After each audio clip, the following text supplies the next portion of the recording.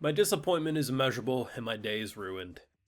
You know that saying, fool me once, shame on you, fool me twice, shame on me? Yeah, we're past twice. I think we're up to about a couple dozen at this point. Silly me.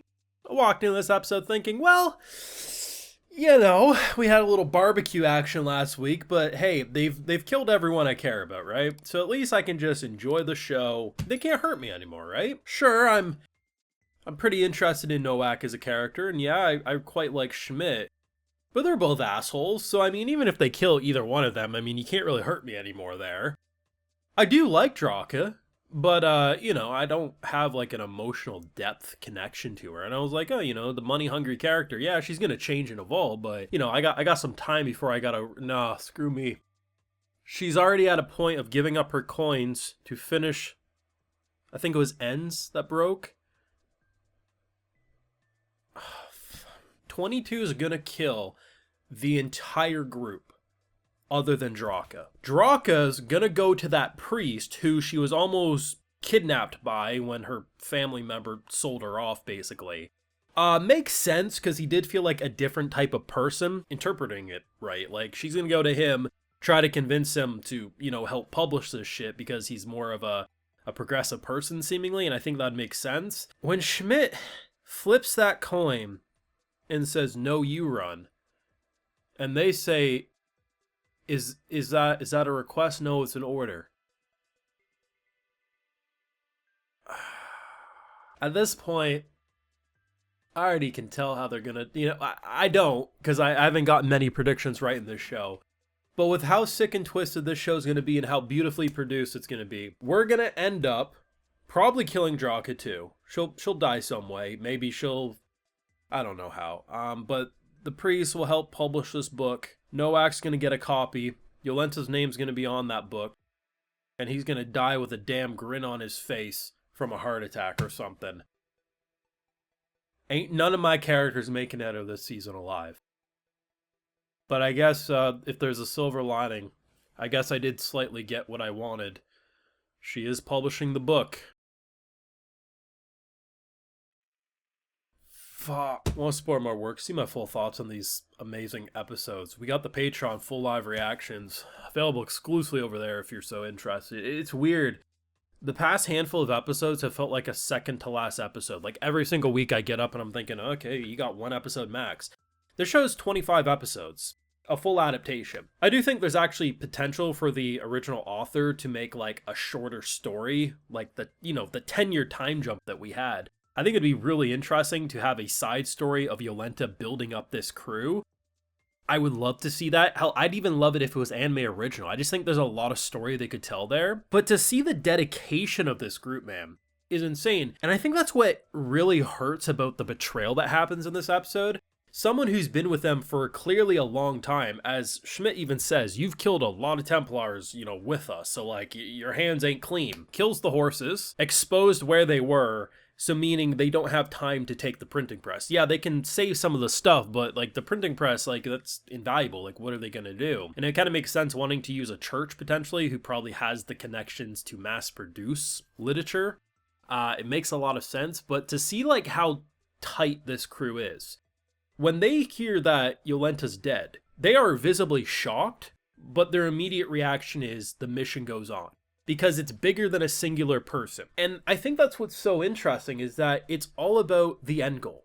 No matter how many of them die, like their initial response is, yeah, this sucks, but if one or two of us gets away, as long as a singular person gets away, we just restart. It's not ideal, we don't want it to be like this, but that's how it is. The fact that they are so dedicated to the publication of this work, to have a girl who they have no connection to. I mean, Schmidt has more of a connection than the rest of them, but still, the idea that she's like, sacrifice your life, like that's what she's asking. Put down your life for me to escape and believe that I can convince someone to switch sides, essentially. It's insane. It's a fool's gamble. But really, what other point do they have? I think if you put yourself in their shoes outside of Schmidt, the running in circles and trying to run for your life is probably the more logical outcome. But for Schmidt to flip that coin is insane.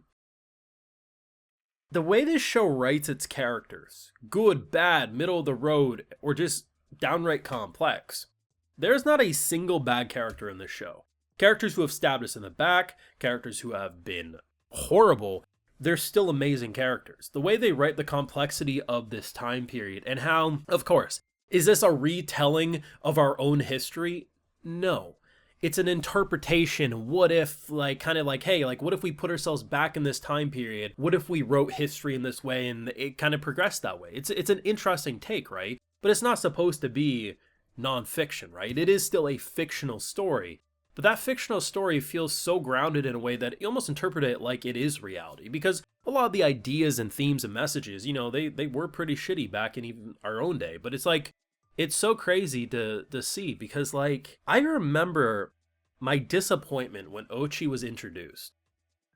It was still early enough into the show that, like, I didn't have enough confidence that new characters would hold my interest, like, you know, Raffle did and stuff like that.